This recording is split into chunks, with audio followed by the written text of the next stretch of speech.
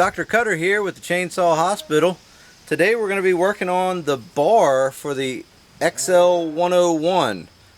Kevin. We're going to call that saw Kevin because Kevin donated that saw to us. Thank you again, Kevin. So first off, I'm just gonna visually look at it and inspect it. So I'm gonna get you in a little closer here so we can do that together.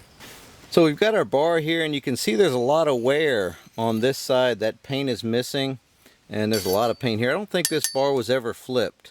Every time I take the chain on or off, or I take the chain off and put it back on, I go ahead and just flip my bar over. It's just, if you don't remember, just maybe guess. But obviously this bar was never flipped because there's no paint missing up here, and there's also no lip up here either. And if you see down here, there's a big lip. I don't know if you can catch that but you can hear it there. And also the bar is not wearing very evenly, and I would contribute that to the chain not being set right. But you can, hopefully you guys can see that. But this bar is worn so that this, it's down on this side and up way on this side. So maybe cutters were dull on one side, sharp on the other, rakers cut back too far. But either way, it looks straight, and it is a hard nose, but we can work with that. So first thing I'm gonna do is just clean this up. Is just get the gunk out of it. I made this tool. You can buy them also. So I'll start up here, and you can see all the gunk that comes out of it. See that crud that just piled up in there. And then this also will allow you to get into the oiling hole there. So that helps. This is nice for in the field. A lot of times around the house here I'll use compressed air, and that really gets it out. But you can see that cleans out that oil hole and the groove very well. So one more long swipe down through here, and I think we're good. Okay, now we're going to go to this side. Same thing. Oh, look at that crud in there. Okay. Now you'll have to do this every once in a while. I like to do it every time I sharpen my chain, which is most of the time at the beginning of the day. I'll take a few hits on it, and but I'll do this, once a day or so or more if I'm really doing a lot. If I'm just, there you go. See a big chunk that came out of there. So then we can get the oil hole cleaned out, poke that stuff inside of there, and take one more swipe, and now that oil hole is nice and clean and ready to go. So nice. All right, so next up, what are we going to do? We're gonna try to true these rails up here that are so off. Yeah, that thing is like way out. So all right, let's get that cleaned up. Got this Milwaukee sander polisher. This works really good. I've just got a sanding disc. This one's gently used. Yeah, so if you go, I'll put some links to this stuff down below, so check that out. I don't like to take a whole lot of material off at a time, and this is a lot. I've got a bar dressing tool with the file on it, but this is just a lot. So what I'm going to do is just go down through here and try to knock this left side down quite a bit. So let's do that.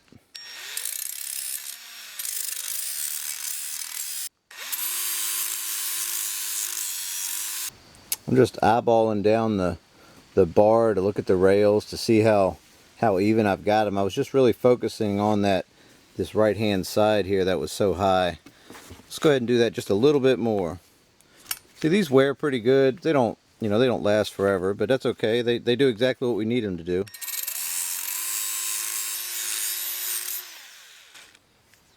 That looks pretty nice, actually. Okay. Check a look at this side. Yeah, this side could use some touching up too. Great, that looks perfect. I'm gonna go get my bar dressing tool now so I can go down through here and just true everything up. Before we true the bar up, I'm gonna see if we still have that lip, and we still do, right there. You can see this side does not have a lip. So we're gonna knock that back with this sander tool. also, the sander polisher. Wow, look at that.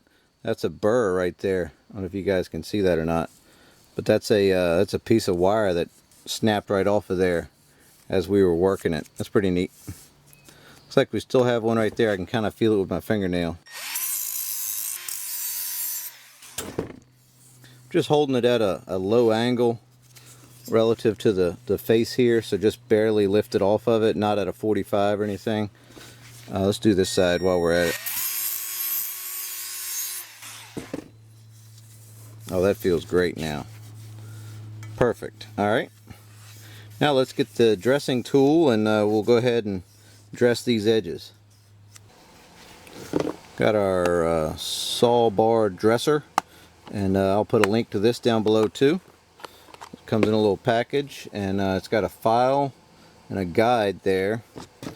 And so what you do with this, you can do it this way to knock that burr down, which we already did, and then you can also run it like this. I usually run it this way on a sprocket nose to keep a lot of that metal shavings out of the sprocket nose. So I'm just going to kind of hold the bar steady like this, and then I'm going to slide this dresser right down here to try to true everything up. And after a few swipes, I like to go ahead and take a toothbrush and clean all that gunk out of there, because it'll get clogged up on you really quick. I'll just you can actually watch where the sander was, and this changes the look of it, so you can kind of see how far you go down. And I can feel it kind of digging in now, which is good. That means it's cutting. It's not just hitting the high spots, it's fixing everything.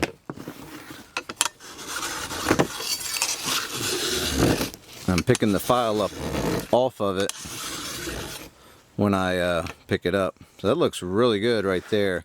I'm going to flip it over and do it this way and just see if I get anything different.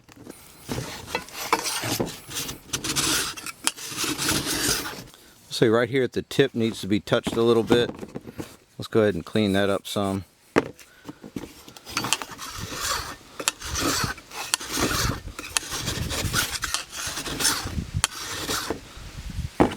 Oh, that looks great. Yep, beautiful. Alright, I'm just going to touch this side up real quick. This didn't have a whole lot of wear on it because it was never flipped over on the bottom.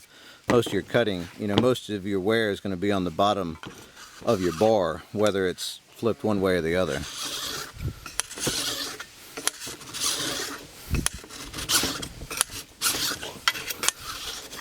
Okay, that looks great. Yeah, it touched all that up. We're good to go. Alright, I'm going to clean this rail out here, this groove out again with my little tool. So let's see how much junk we get out of there now. Yeah, look at all that it's shaved out. Probably not nearly as much on this side, but nonetheless, there we go. Just going to check this tip, make sure this is cleaned out good. Yeah, there we go. Alright, well, the bar is ready to go. Alright, we got the chain sharpened up here, and we're going to go ahead and bar this thing up and put it in some wood. So let's go ahead and get the bar on there. We got our guide plate back behind there, and we want to put our chain on with the hook facing this way at the top. Wrap that around there and pull it tight. Make sure we're still on our sprocket back there. So let's see, we've got to put this on here. There we go. And I'm not sure where this needs to line up with the bar, this adjuster, but you'll kind of feel the side cover just go right in there. So let's take a look and see where it wants to be. Might need to be tightened up just a little bit. So I'm just going to run it in some. There we go. Should be able to get it on there now. Yep, there you go. So you can kind of look right here and back here and make sure there's no gaps, and we're good. Alright, and these are 5/8 to tighten this up. So we'll get them finger tight, and then we'll put some tension on our chain. To tension our chain, we're just going to pick up on the nose here. See, this bar's got a lot of slop in it, but that's okay. And we're going to tighten up this adjuster, and you'll see the slack start going out of the chain. See the chain going up into the bar now?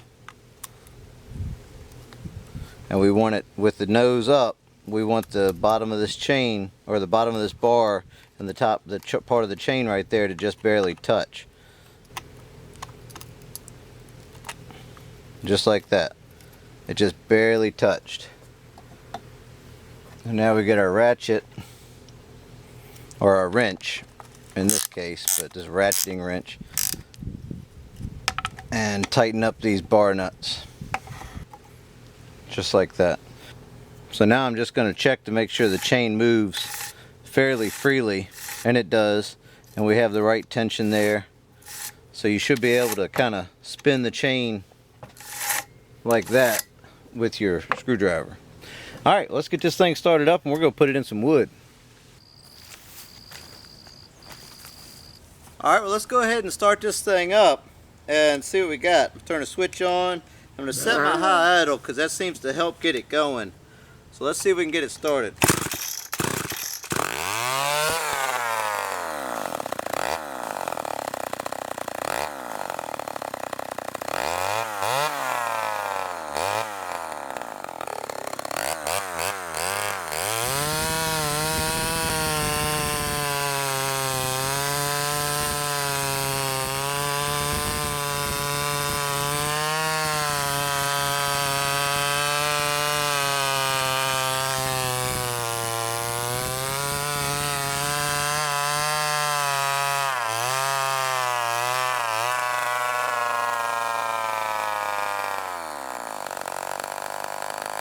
Well, that's about it for this part. Got to do some more tweaking and tuning on it, and you know, stay tuned for the next part.